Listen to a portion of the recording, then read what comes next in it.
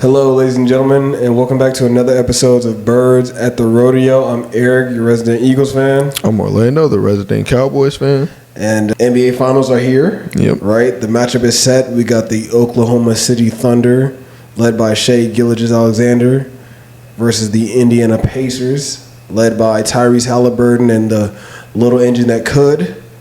And yeah, man, I mean, just as an overall, I guess, what are your thoughts? Do you think this will be a competitive series? Do you think OKC will wash the Pacers, right? That's what the field is saying. That's what a lot of people are saying.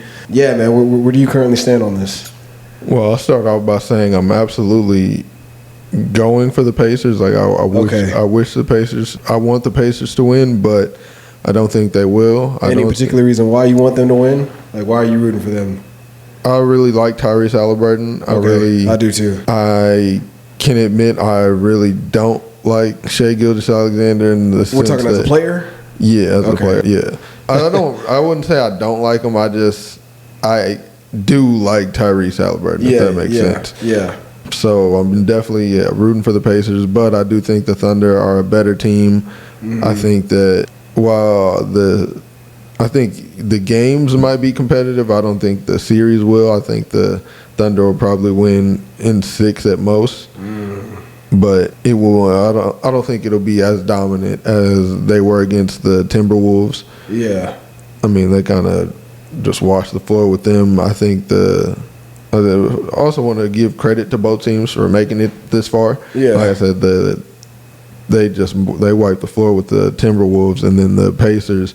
They had a really good series against the Knicks. I think that series was won very early with Tyrese still in that game in New York. Yep. I think that's how they really still in 2 games. Wait, they saw but the first game was really they were down. They had to come back, got the buzzer beater, then dominated in overtime.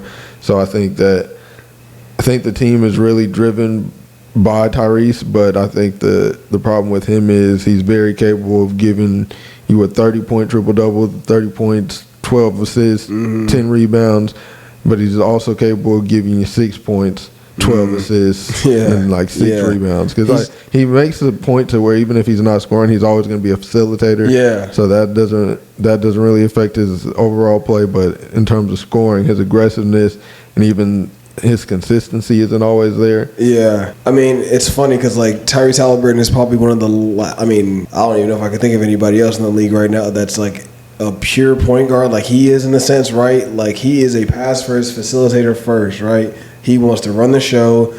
He wants to get his guys going, which is great. But like you just said, man, if you give me – honestly, it's funny because if you look at his numbers, his regular season numbers, I think he averaged 18 – 6 and 9, something like that, right? Which, hey, if my starting point guard is giving me that, I'm cool. You give me 18 points, you give me 6, 7 rebounds, 8, 9 assists a game, I'm cool with that. But obviously, we've seen that he has the ability to turn it on and just scorch you from deep, even with his unorthodox jump shot. And we've seen it, he can take it to the cup when he wants to. And he's a big point guard. He's what is he, 6'5"? So. Yeah, I'm with you in that this series, Tyrese Halliburton has to be the most aggressive version of Tyrese Halliburton we've ever seen, right? In order for the Pacers to have a chance, that has to happen. And it's funny, you look on the other side of it, you got Shai. Shai's not really super ultra aggressive either. He just I feel like Shai I think his best ability is he can play at his own pace, and he'll always play at his own pace. He'll never get sped up. He'll never get rocked or get rallied in that way. And that's the good thing about him, right? You watch Shai Gilgeous-Alexander, you don't expect him to he'll methodically take over a game, I feel like. He doesn't just I'm going to go out here and drop 40. No, he's just going to pick and pop. He's going to pick his spots, and he's just going to kill you. He's going to slowly but surely kill you. That's his game. That's how he plays. That's how his team plays. That's how his team operates. It's funny you said you're going for the Pacers. I'm always here for a good underdog story. Mm-hmm.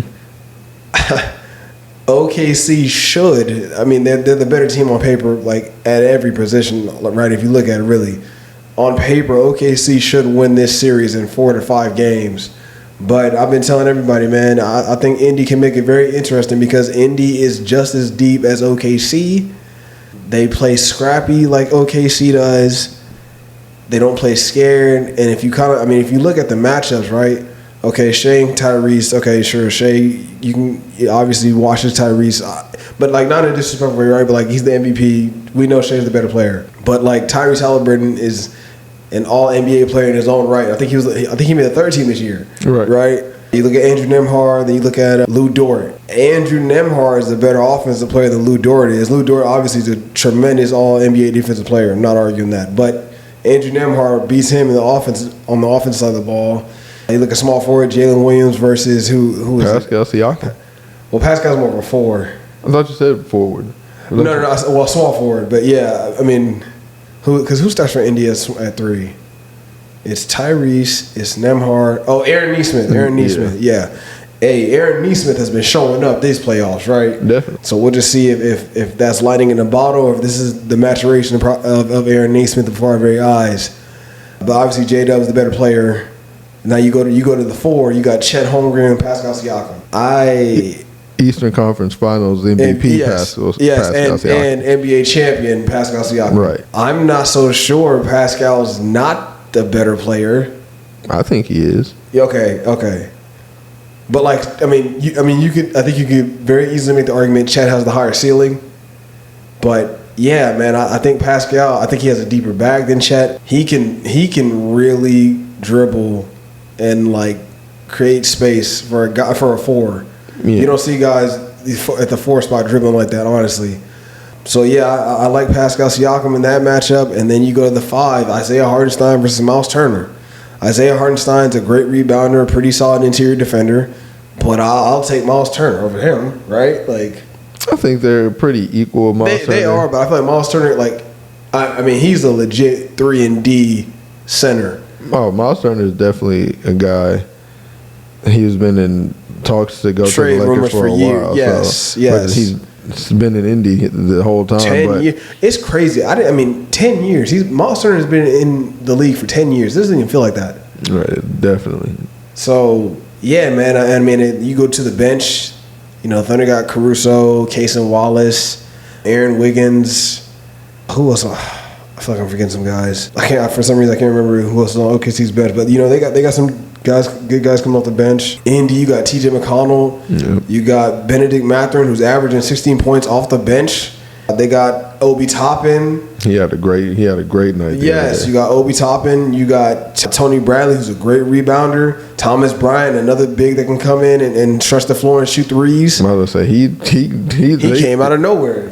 That was who sent them home, basically. Yeah, right. Thomas Bryant, yep, with those big threes. So, yeah, man, if you look at it on paper, Indy can match up very well with OKC, right? Granted, is OKC the better team? Yeah, sure.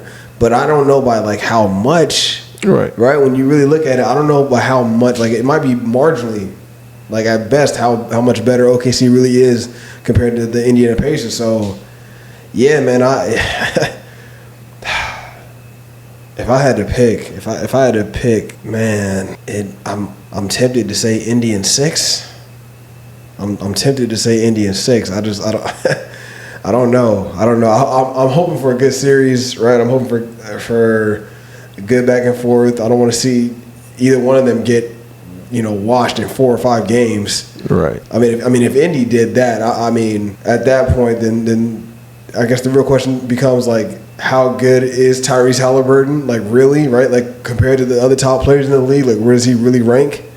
If they were to pull something off like that, even if they win, regardless, that's going to be the next question, right? But yeah, man, I'm hoping for a competitive series. I'm hoping for a good series. I'm hoping for a good back and forth. I think Tyrese and Shea will show up and show out, and I think the key for both squads is for the supporting cast to really show up, right? There's been nights where Jalen Williams hasn't shown up. There's been nights when Chet Holmgren hasn't shown up. Right. The Pacers, right? It's kind of reverse, because Tyrese Halliburton, it'll be nice where everybody else is going off, but then he can't get his, and then that makes them look off. So it's going to be an interesting series for sure, hopefully, and I'm looking forward to it. So I think everyone agrees Shea is already one of the best players in the league, face of the league, MVP, obviously. But right. Do you think Tyrese Halliburton would have to win to start that conversation, or where does he rank? Because I feel like he's already separated himself from guys. I think the conversation has already started, but I mean, dude, if they win, because like if they knock off OKC, I mean, people are going to be like, again, like, you know, me and you are sitting here saying the Pacers and the Thunder are pretty close, like probably way more close than a lot of people realize or even think.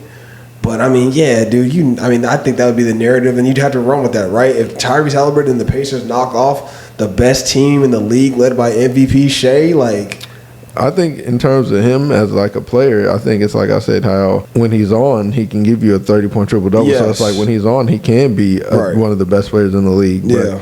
But you normally don't see the best players in the league having the off nights he has as often as he has them. Yeah. I feel like that's why it's hard for people to. Well, who do you even compare him to in the league now, right? Like, can you guys like Jalen Brunson, guys like Jason Tatum. So who do you think is the better player between him and Jalen Brunson? Tyrese Haliburton. Okay, yeah. But even like who would you compare to Tyrese Haliburton in terms of play style in today's NBA? Trae Young is like the only guy. Right, and Trae Young, like, he shoots a lot. He takes a lot more shots. Yeah. Right, a lot more shots. I mean, we know he's, Splash Brother-esque, right? Because we know he has deep range. I mean, so does Tyrese Haliburton. But, like, Trae Young, I feel like Trae Young is a score-first facilitator. But Tyrese Haliburton is a legit pass-first facilitator. You know what I'm saying? Yeah. But, yeah, Trae Young, I mean, that might be the only comp. And, I mean, if you look at it on paper, I mean, the Hawks, I mean, yeah, they had that one run to the Eastern Conference Finals a few years ago. But aside from that, they've kind of been stuck in mediocrity with Trae Young at the helm.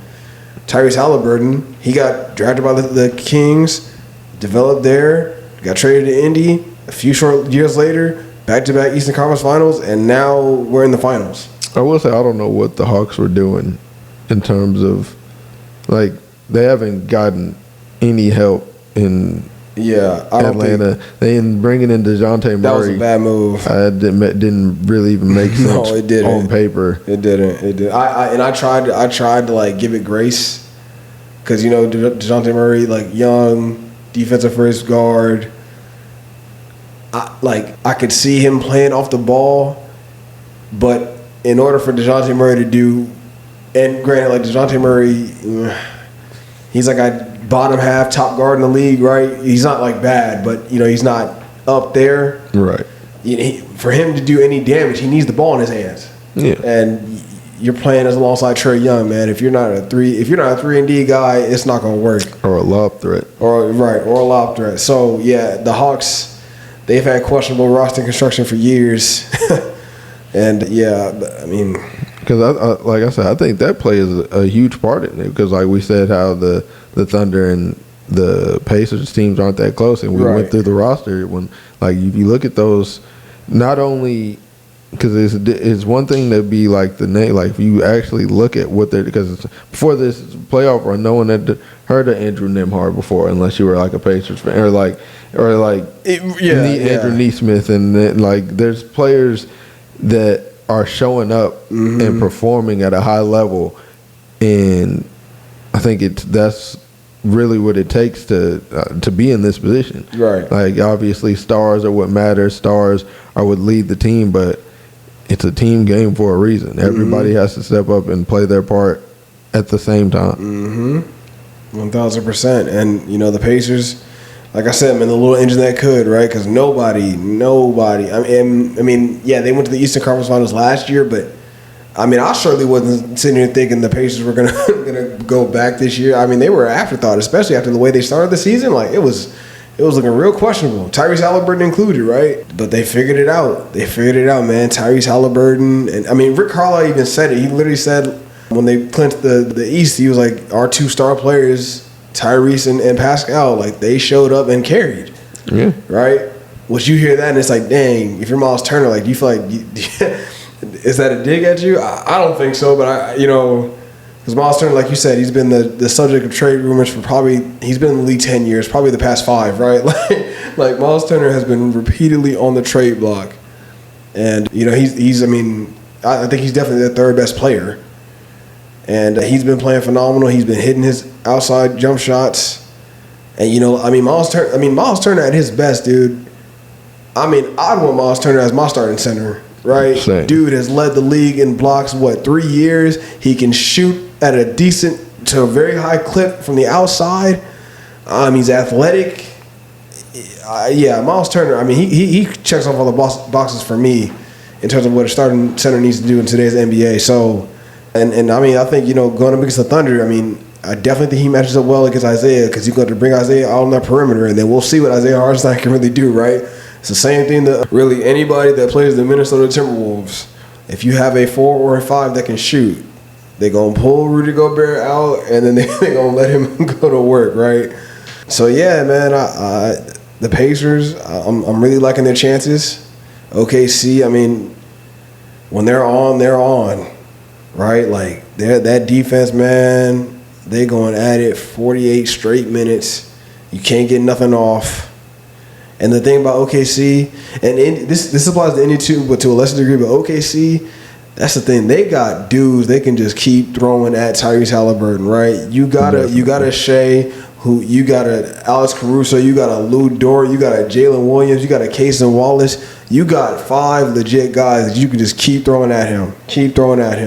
Indy, I mean, to a lesser degree, because Tyrese, he's not like the best defender, but they got Aaron Nesmith, T.J. McConnell, Andrew Nembhard, right? Like, you got guys they can throw it too. But OKC, man, they're deep in their perimeter defense. They are deep in their perimeter defense. So it's going to be interesting to see how Indy figures out how to attack that. And, yeah, man, like I said, I keep coming back to this, but I truly do think it'll be a competitive series, and I hope it's one for the books.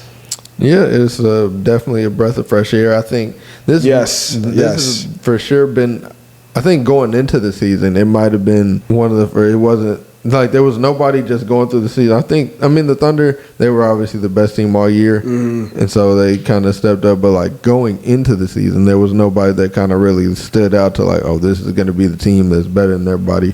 OKC took that mantle, but in the East, I felt like it was for sure wide open for a team to step up and show they were the best. I mean, really? You don't think wide open in terms of perception or reality? Because like remember, like a lot of people had Boston repeating. I didn't, but a lot of people had Boston repeating. I felt like it was a lot. I feel like Boston wasn't as good, not as good. I don't think they were that much better than the rest of the teams. I think it was a lot more competitive, and then obviously with Jason Tatum getting hurt, that obviously killed their chances.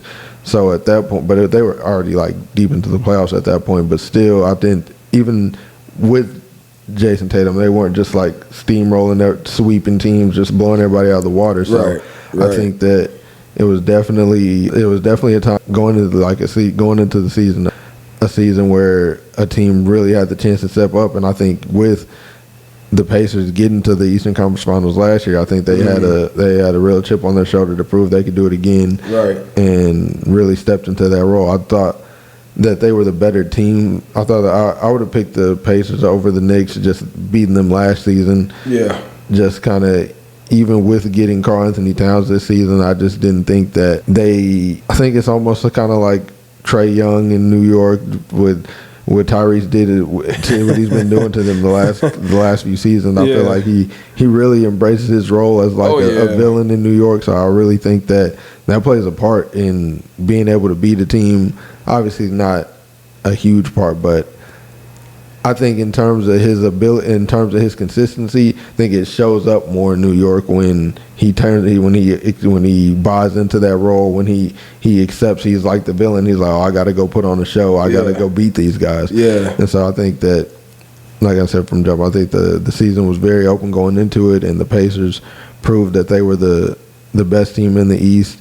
I would have liked to see what they could have done against a healthy Boston, but yeah, that's not their fault. So no. I want to get into a quick conversation about parity, but before that, I want to ask you if you are, and I'm just going to throw this out at you. I believe that the Minnesota Timberwolves, I believe they are one trade away from truly being finals contenders. I believe that they are a Drew Holiday and a Kristaps Porzingis trade away from actually making the finals. I think Rudy Gobert, we've seen it. You are literally playing 4-on-5 basketball on the offensive side of the ball with him on the floor, right? Maybe some nights he'll give you 12, whatever. You've seen it. We've seen that experiment. It's just not what they need. You trade, and if you're Boston, right? That's been the talk all season. They got to trade Drew. They got to trade Kristaps because they can't pay all these guys. They can't afford to. Yeah. Right? So, if I'm Minnesota, can I get Drew Holiday and Kristaps for Rudy Gobert, Dante, and some picks from the Rudy trade? I mean, can I do that? Because if you're Boston, I mean, I feel like Boston is the one team that can function without a true point guard just because they have Tatum and Brown. Now, obviously, Tatum's going to be on the shelf, but I feel like, Peyton Pritchard, maybe he can step up in a Joe Mazzulla offense. Maybe he can step up and be the starter, right? But I don't know. What are your thoughts on that? I've been thinking about that the past couple of days. I really think the Minnesota Timberwolves are a Drew Holiday and Kristaps Porzingis away from actually making a finals run. I think that those pieces would definitely help them get to the finals. I don't know if I can't pinpoint a specific thing I see that, because I do agree that offensively Rudy gives you nothing, but they were so good defensively, and him being the anchor of that. Yeah. And with the offense they got, I think Julius Randle, his consistency played a big part in them not making a finals run this season. I think that Anthony Edwards, obviously, he stepped up and played his role as the leader of the team. But if you look at what Julius Randle did against the Lakers versus what Julius Randle did against the Thunder, it's a completely different player. So I think that really that played the biggest part in them losing this season. But I definitely think Kristaps and Drew Holiday Drew Holiday is just a winning player in himself. I feel like, I didn't mean to cut you off, but I just feel like the Timberwolves don't have a floor general. I know they got Mike Conley, but Mike Conley's 37. We know Mike Conley, and I'll say this respectfully, Mike Conley hasn't been because look, Mike Conley he was nice in Memphis. Definitely. Very underrated player. He was nice in Memphis. He was even nice in Utah because he got traded to Utah when they drafted Ja, right? But since Utah, he got to Minnesota. He's been serviceable, but I really feel like the Minnesota Timberwolves lack a floor general, right? When Ant can't figure out how to get going, when Julius can't figure out how to get going, right? They don't have just a stabilizing force. Drew Holiday, we've literally seen it on two separate teams. He got traded to Milwaukee. What happens? They go on a finals run. He gets traded to Boston. What happens? They go on a finals run, right? He, like you said, he's just a winning player, and he's at the point guard position, and he's still one of the best perimeter defenders at the point guard position. In Boston, they didn't really use him as much this year, right? They didn't really use him as much this year. And if they get Kristaps too, swap him and Rudy. You got a stretch center now. Still a very good interior defender. Right, you can still anchor your defense. To me, you're not losing anything for the Timberwolves in terms of perimeter defense because you're getting Drew Holiday. That's adding to it. You have him and Jaden McDaniels out there on the wings. I think that's nightmares for everybody else. I think it definitely makes perfect sense for Minnesota. I don't think Boston. Yeah. Well, my only thing is because like we said, Rudy he gives you nothing on offense. But if you're Boston, if you have a Jason Tatum and a Jaylen Brown and a Derek White, because in theory, right, that's going to be their big three moving forward, I guess, right? Because you're going to trade Drew, you're going to trade Kristaps. Your nucleus is Tatum, Brown. I don't know. Maybe they ship out Derek White. I don't see that happening, but this is under the assumption that it's White, Tatum, and Brown. That's your three. That's your nucleus. That's what you're building around. Look, man, you put Rudy Gobert in the middle of that, and you literally just tell him, you just focus on defense. You just worry about that. Because Brown, Tatum, Derek White, Peyton Pritchard, who else they got? I feel like I'm missing somebody. But, they got guys that can carry the offensive load and then some. You know what I'm saying? That's the thing with that's been Rudy, the game plan around Rudy his entire career. Okay, so you're against, trading for Rudy at all at this point, it sounds like. Maybe. Oh, absolutely. Okay. Rudy Gobert is I just don't like the way he plays, I think. So so if you're Minnesota in my hypothetical, you're definitely making that deal, but if you're Boston, you're like, why would I? Yeah, why would I trade for Rudy Gobert to not give me anything offensively? Well, what would you? Okay, because the other talk there's some talk. I don't know if you see. I've been seeing it. It's a lot of talk of Jrue Holiday getting traded to Sacramento, and the talk is trading Jrue Holiday to Sacramento for DeMar DeRozan. Do you want that? I mean, it'd be for like 1 year, right? Because Tatum's going to be out, and they're saying DeMar would fill his role for the time being. I mean, if you're Boston, would you rather that? No, I'd rather that. Really? Okay, so Gobert. Yeah. So you do Jrue for DeMar. Yeah, but I don't like Jrue in Sacramento. Well, yeah, no, exactly. Yeah, that's not fair to Jrue. Yeah. I'm with you. But I mean, I guess if you're Boston, if you do Sacramento, you could get DeMar, and they have Jonas Valanciunas, and he was coming off the bench. I still think he's a starter in this league. So yeah, maybe, I don't know. Boston has got to make some moves, right? They got to come up. They have some tough decisions coming up, and it's really hard to make them without Jason Tatum being available to play. Maybe. I mean, we knew listen, at the very least, we knew Jrue Holiday was going to be gone because, he's 34, 33, 34, and you're not going to re-up him, right? Like, you're not, especially when you still got, I think Derek White's going to have to get paid soon, or I think he got paid, or I know Kristaps' contract is about to come up. Got to get Jrue Holiday an extension. It's just not. The owners sold the team. Like, they know, like, this train coming, man. I don't got time for. I don't got the money for this. Somebody else can have these problems, right? So yeah, I don't know. That's my thoughts. And also, where are you at on Tom Thibodeau and the Knicks? Because I'm not gonna lie, I think the Knicks need to go in a different direction. From who? From Tom Thibodeau. Oh, yeah, I'd agree. Okay, because and we've seen the Tom Thibodeau show as long as we've known it, right? We saw it in Chicago with Derrick Rose. We saw it in Minnesota. We're seeing it in New York. Tom Thibodeau is a good to like really, really good coach at times. But the man does not believe in a bench. He runs his starters into the ground. And when he decided to start playing his guys, I think it's fair to say it was almost like too little too late. Yeah, I think right? the Knicks are definitely at a position where their roster is good enough to compete for a championship. I just don't think that, their coaching puts them in the best position as of right now. Mm-hmm. Like we said, they have bench players. They have they had Landry Shamet, they had Precious Achiuwa, they had Miles McBride, Deuce McBride. Who else they got? They got your NBA twin, DeLon Wright. I've told you, I feel like you look like him before. I think you said I've told you that. Hey, I'm serious. Look up DeLon Wright. Tell me Lando doesn't look like that man. That could be his cousin. That could be his brother. Maybe that's Lando himself. I don't know. That's the only time I've heard that. I'm telling you, bro. I feel like you have an uncanny resemblance to that man. But yeah, no, the Knicks.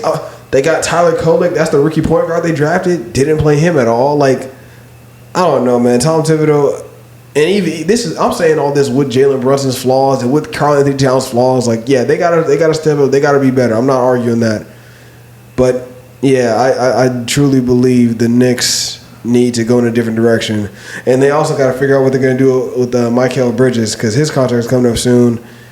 I'm not so sure he resigns there. I'm not so sure the Knicks want him back. Right? I mean, they traded 4 first-round draft picks for him, and he's kind of, I don't know. To be honest, I think before they traded for OG, it was like, okay, like I see it because you got Jalen, you got Dante, you got Mikal, you had Julius Randle and Mitchell Robinson at the time. And then you trade for OG, and it's kind of like OG and Mikal. They're kind of the same player a little bit. Yeah, they definitely do a lot of the same things. Right. So, yeah, the Knicks, they got a lot of questions coming up, man. They got to figure that stuff out. But I definitely think Tom Thibodeau needs to go. Yeah, I definitely will not be surprised if they part ways this offseason. But if they don't, I wouldn't be surprised if they didn't. Yeah, that was what I was about to say. But I don't think it'll work going forward. Especially because, like you said, he doesn't believe in a bench, and he's not. Tom Thibodeau's been a coach for decades. He's not gonna. He doesn't change. Right. He has not changed. Which fair, right? If you're gonna be stuck in your ways, be stuck in your ways. But Yeah, dude, you just can't do that. Like, we've seen it. He doesn't have a recipe for success. He hasn't won. Right. He hasn't won. He's been close, all smoke, no cigar. He's been close many times. Many times, all smoke, no cigars.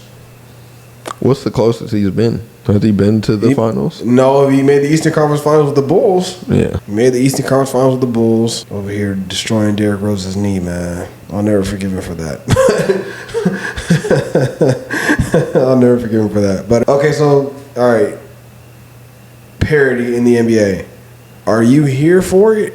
Or are you of the mindset, like, nah, like, you want to see, like, the stars out, like, because, you know, a lot of people are like poo-pooing this finals because it's like the Thunder and the Pacers, like who plays for them, right? Small market teams.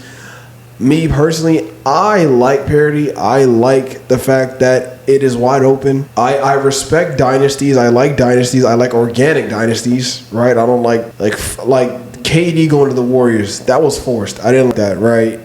But I mean, LeBron going to Miami. That was forced. But I like parity. I like the fact that every team has a legit chance, and I'm here for it. What about you? I don't really have an opposite. Like, I never really was like, oh my God, I hated the Warriors and Cavs again. Well, I mean, maybe it's because I was going for the Cavs, obviously, but yeah. I'm trying to, like, when I was a lot younger, but when the Lakers were winning their three-peat, going to the finals, like, I don't really mind that, and but I'm definitely not opposed to it being like a breath of fresh air. But I think I'm okay with the best team being in the NBA finals, regardless of who that is. If it's the Seattle Supersonics the year they come back, so be it. If it's the Los Angeles Lakers for the 40th time, so be it. But I think getting caught up, like, I feel like that doesn't matter. Like, when people are like, oh, this is the Thunder and the Pacers yawn, like it's the ratings. Like, who cares about the ratings? Right. Obviously, the better teams, like the Knicks, it being the Knicks and the Timberwolves. Oh, that would have been a ratings frenzy. Other than it being the narrative of, like Cat playing his old team and Julie like the the Knicks, right? The New York Knicks back in the NBA Finals since 1999, like, right. I'm just saying that doesn't mean it would be better basketball. So you know what I'm saying? So it's like, I feel like people get too caught up in stuff like that. It doesn't. 1,000%. I think we're about to get treated to a very good basketball series, right? So I hear you on that. Like you said, man, I'm here for the best teams to win, and the best teams are the Oklahoma City Thunder of the West and the Indiana Pacers of the East. Yep. Right? And it's time for them to duke it out. It's time for them to duke it out, man.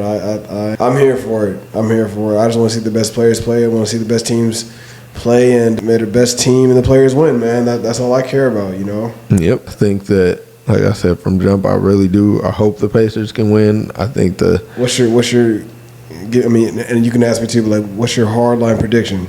Thunder in 6. Thunder in 6. What about you?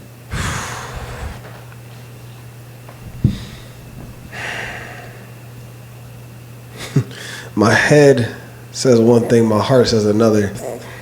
I think I got to ride with you, Thunder in 6. My head says Thunder in 6, but my heart says Indy in 7.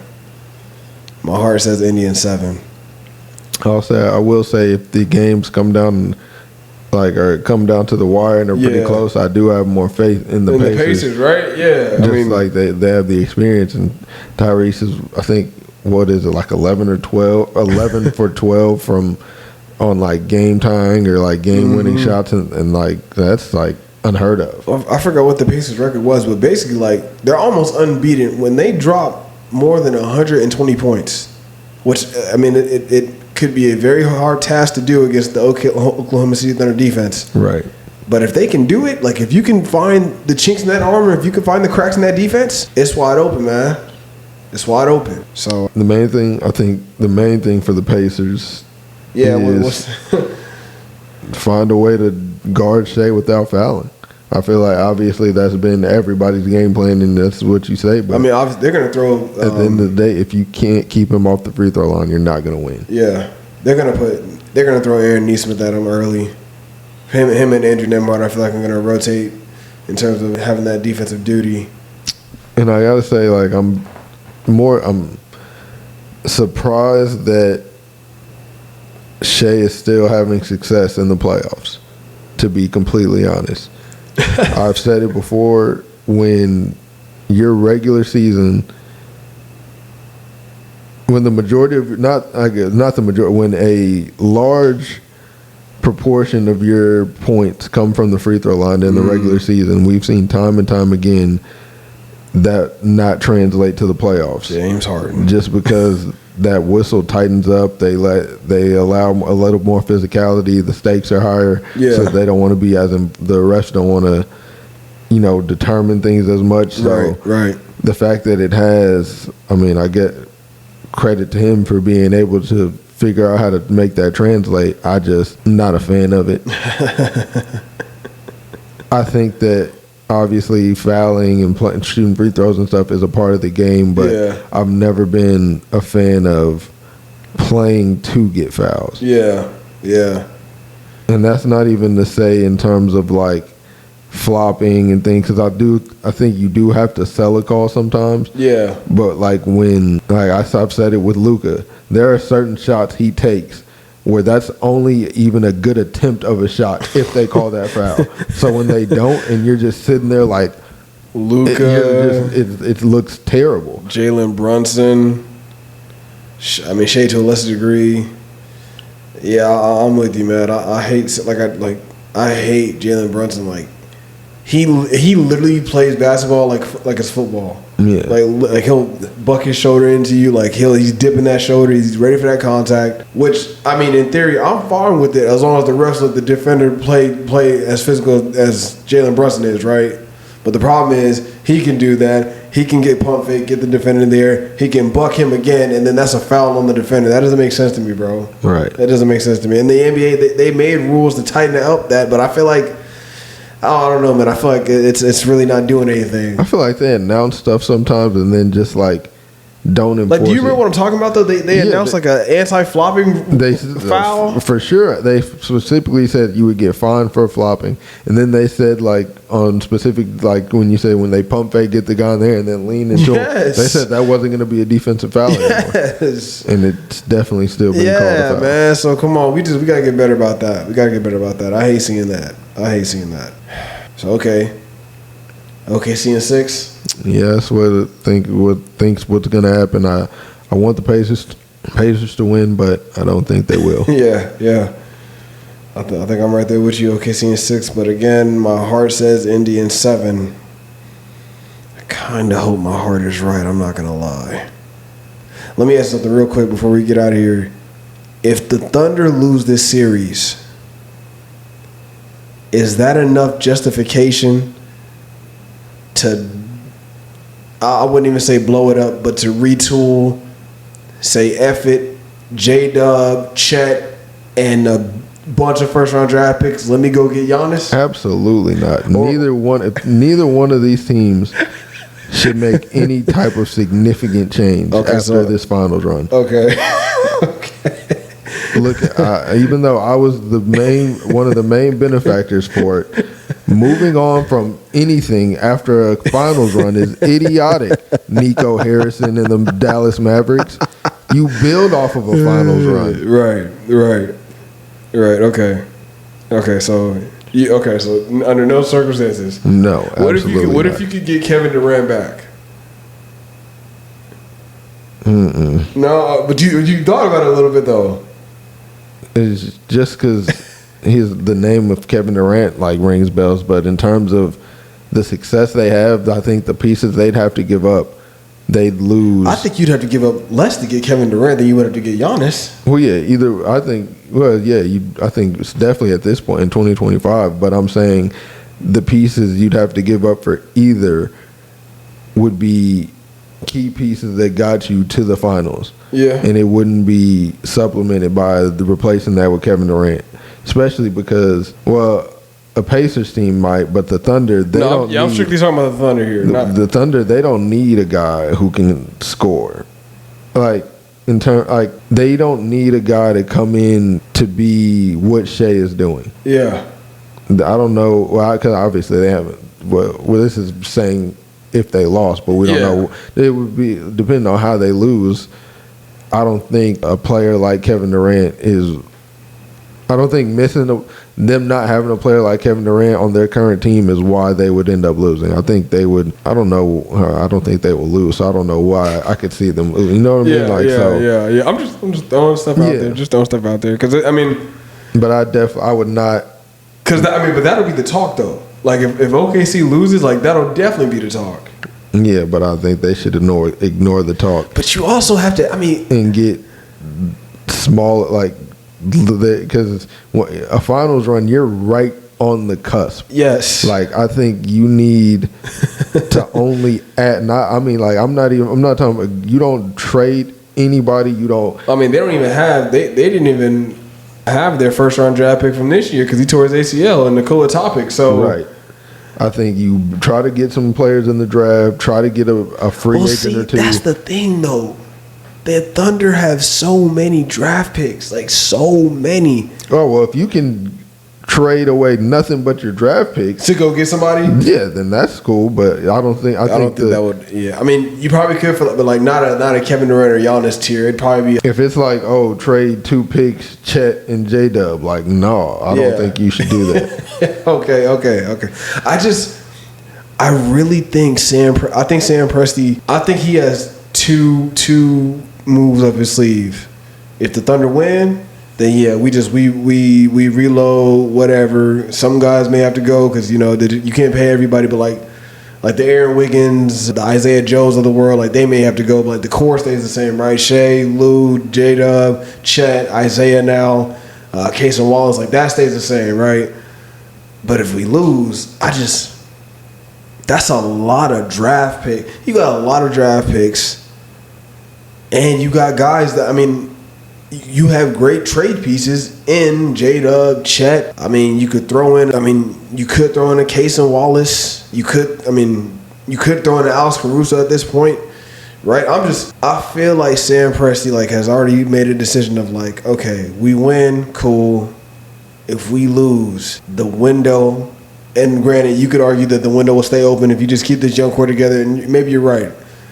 But if you just say, you know what, I have the capital, I have the ammo, I have the assets, I'm going to go get a guy to make sure Shea gets one, right? Because,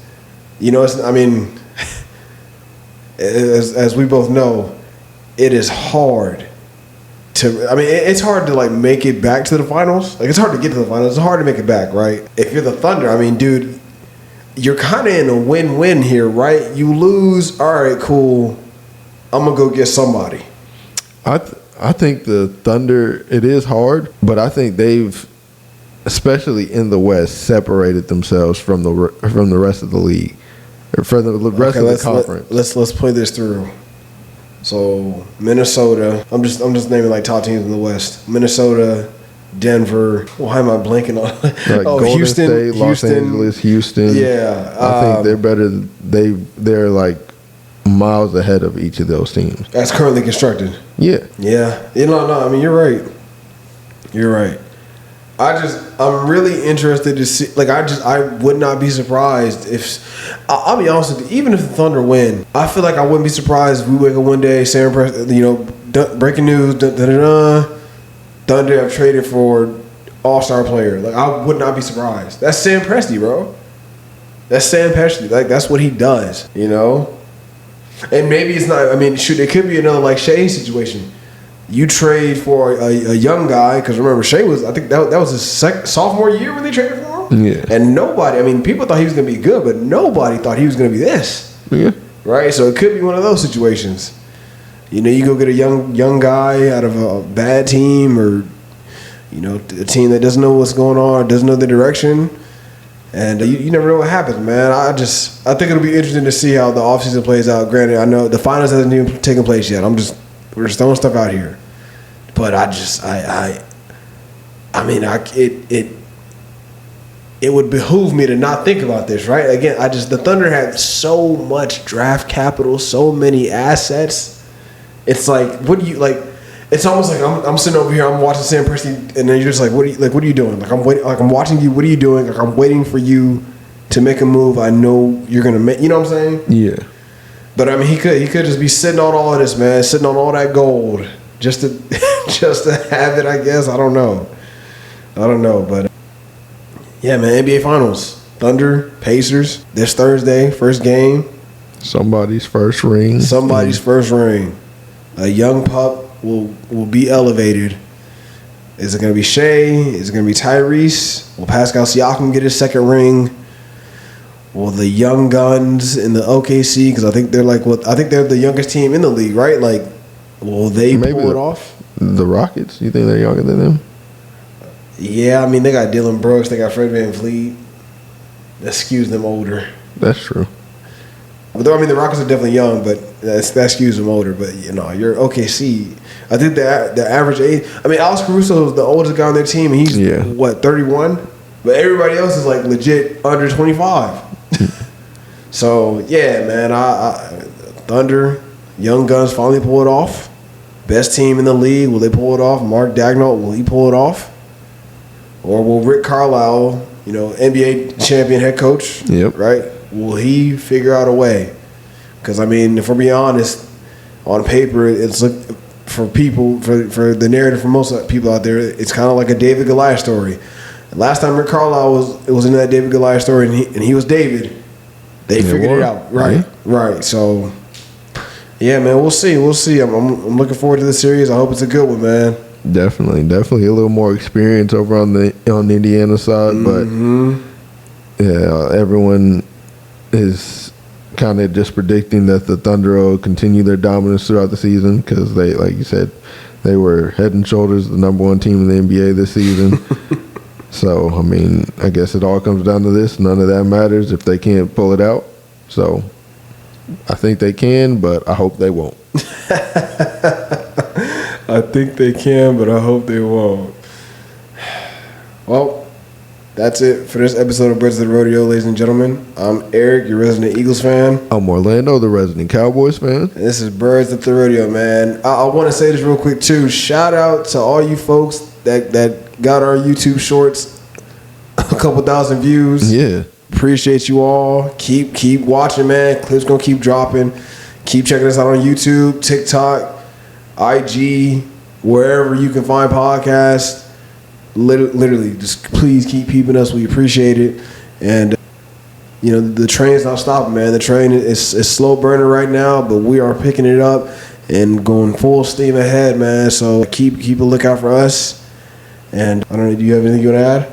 No, I think you covered it all. Yeah, just like, comment, share, subscribe. Yep. Keep tuning in. Keep tuning in, man. Well, until next time. Peace. Later.